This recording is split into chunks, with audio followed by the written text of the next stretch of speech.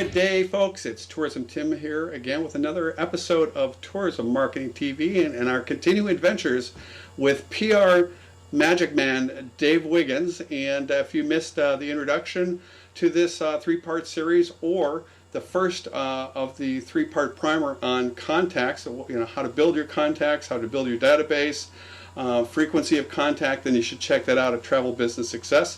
Good day, Dave. How you doing, Tim? Outstanding. It's a beautiful, beautiful day. I'm thrilled to be doing this with you. So let's jump right in today. I believe that today we're going to be talking about pitching, and you've got some wisdom to share with us about pitching. So fill us in, Dave, on the kind of the overview of pitching and what makes a good story. Okay. Well, you've already started your contacts and your relationships with the media. And the next step, obviously, is to get them your message, get them your story. So that's what really a pitch is. And a pitch can be anything from a simple email about a topic, a story that you've got, to a formal press release, because those are also pitches. So really, what makes a good story? What makes something that's going to capture the interest of the media? Well, like any story, it has to be interesting, it has to be compelling, it has to be, to some degree very personal and passionate, and relevant. Relevant to the ear that you're pitching it to as well. So a good story has a start and a middle and an ending, or perhaps an open ending that's to be continued. It answers the basics, and any pitch and any press release, you want to have these in there, and that's the who, what, where, when, and why. Those are important things that you need to think about before you compose your pitch. And it should ask the question, why should somebody care? It should answer that question. You should ask that before you even pitch. Why should someone care about what I have to say? What's going to make their life better or change it? What's going to be of benefit to the reader eventually? That's who is going to end up seeing that story. But you got to get through the gatekeeper to that reader, and that's the media. Mm-hmm. So you've got to let them know why they should take it to their audience, and what sort of benefit is going to be derived from what I have to offer. Because everyone is looking for information, but beneficial information. I would imagine last episode we talked a little bit about contacting, and you shared the great story about the Galapagos tour operator, and that what a win that was for them. I would imagine you spent an awful lot of time on that headline, that subject line, because you said that you use email, and that kind of that condensed version is so critical in putting that good story out there. Well, that's true. I've been at a number of media roundtables, and the one thing that keeps on being mentioned time and time again and driven home is the fact that a typical journalist or editor will receive upwards of 200-300 emails a day. It's overwhelming to them. Most of them they hit the delete button on. So it's so very, very important that your subject line is snappy, short, to the point, but compelling. And beyond that, you want to start right off with the story. I mean, you want to not bury it in an introduction line or two, but something like, hey, I read your story on da-da that appeared in da-da, and I'm thinking this story I have to tell is right up your alley.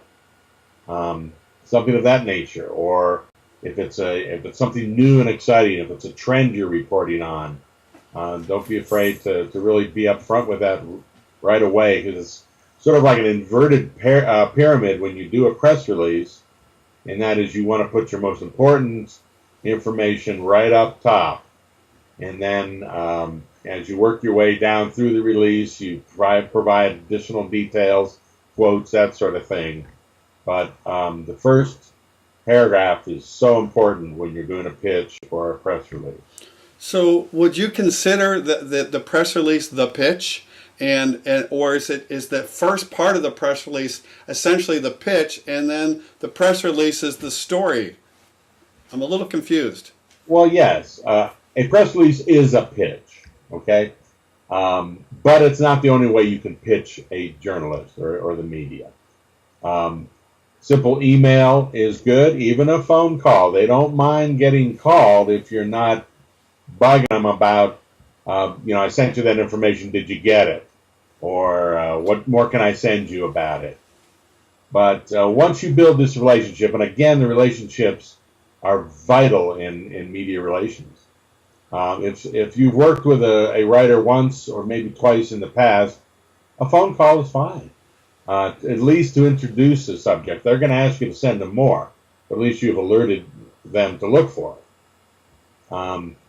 But we'll get leads all the time, and we can talk about those a little bit later in our sessions. But media leads they're asking for information, they're asking for a question. But it's it's important to really get to the point and so few words as possible. But choosing your words is very important. So what would be your advice to a travel professional who doesn't have the benefits of all the relationships that you and Sarah have, to rise above the noise, get noticed, and not be thrown away, or worse yet, screw up that opportunity, that relationship? A no. Well, the worst thing you can do is come off sounding like a marketing manager.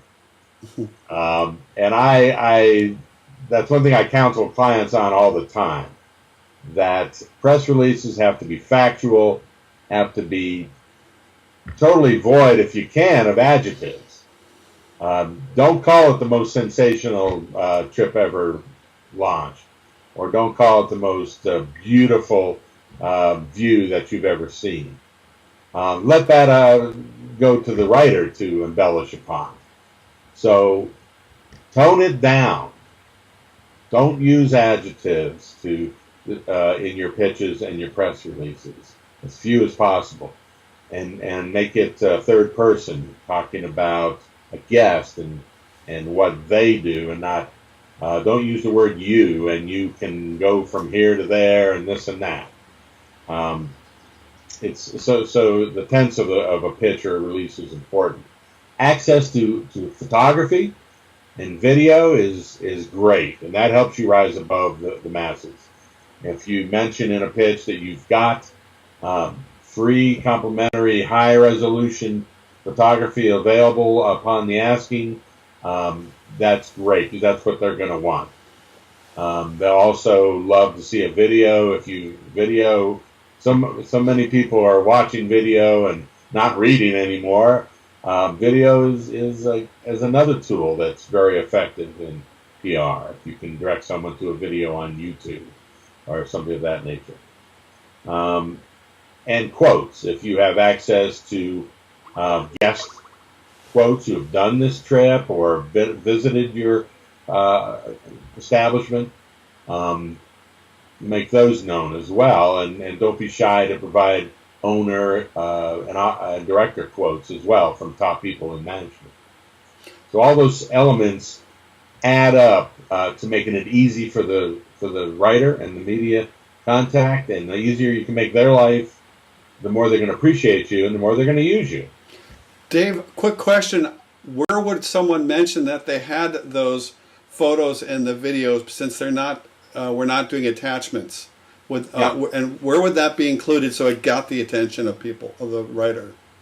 Well, it can be, videos can be embedded, or at least a link included in the press release copy itself. You can always go see, and that's where I include links to websites and additional information within a press release or a pitch. Certainly at the end, when you provide your contact information that's also a good place to mention that photography, video, and quotes, interviews are all available upon the asking. So, yeah, those are a couple ways you can do it. But again, it has to, make sense when you're putting together a pitch. Again, you want to talk about what it is, where it is, when it is, and why it is, and how you go about accessing more information. I'm looking at my notes here to see if I've made. Is there any other taboos, Dave, that people should avoid or no-nos? Because you've done a great job at letting the viewers know that how critical those relationships are, and we want to make sure that we approach it right. And because one major mistake and the relationship could be gone forever. Help us avoid those. Well, the one thing is knowing when to pitch someone. And certainly, you got to be aware of time zones.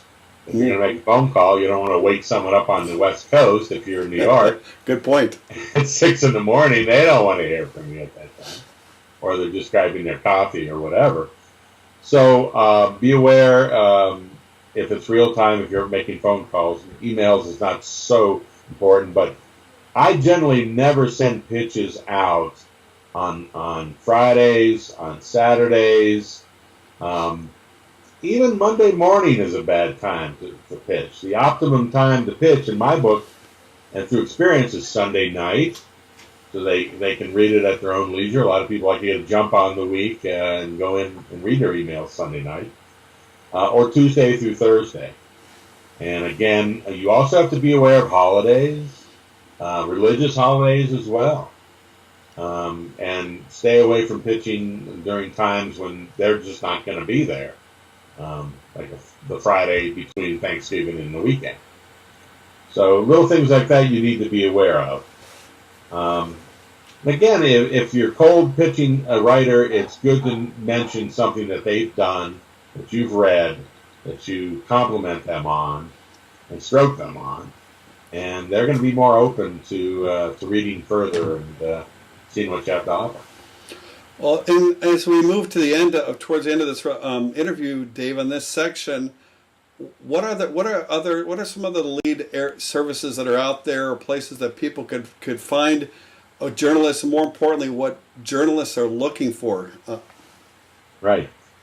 Well, if you're a member of the ATTA, the Adventure Travel Trade Association, they have journalist alerts all the time. So make sure you're on that list so that you get the alerts that they're getting from journalists.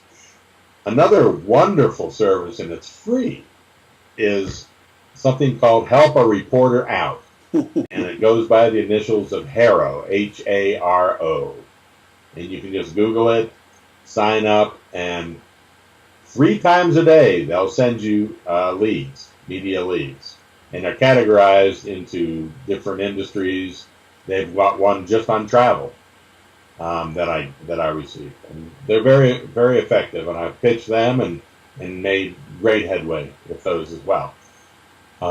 Another service that costs is Media Kitty, and there you can post your press releases and pitches with them. But they also have media requests coming into them, and it's on their website. You just got to go in every day and just check to see what might be there. If you decide you want to be a member of Society of American Travel Writers, which I am, and I am because I'm a PR guy, but they accept communications people as well as media. They don't have full voting rights, but they're associate members. But they put out a wonderful newsletter every week with member requests. So there you'll get leads and questions that you can answer and respond to as well. There's another service free of charge called Reporter Connection. And they have some pretty good leads, but not as many travel leads as I've seen with other services. Those are excellent, Dave. I need to cut you off, and what I'd like to do is get those leads, those resources from you. I'll have them posted on travelbusinesssuccess.com along with some other ones that I know that you have. And speaking of websites, how can people get a hold of you, and what great things will they find on your website? Yeah, thanks, Tim. Go to www.travelnewssite.com travelnewssource.com. There's two S's in there. Travelnewssource.com.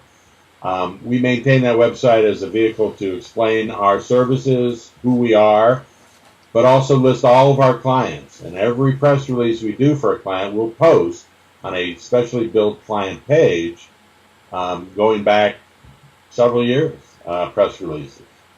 So it's a place where a lot of media go to learn more about a client of ours and to see recent press releases. And it's starting to get indexed and picked up by Google as well. So I'm seeing that we're making the search engines. Gotta love it. Stuff. That's the beauty of a good press release that goes viral or digital. It'll get picked up by the search engine, especially if it's optimized with SEO. So that's another whole topic. Outstanding. Well, listen, we got to sign off here and look for the next episode with Dave and myself on follow through and really moving, helping close the deal and get the media. So, Dave, thank you, sir, and we'll see you on the next chapter. Thank you, Tim.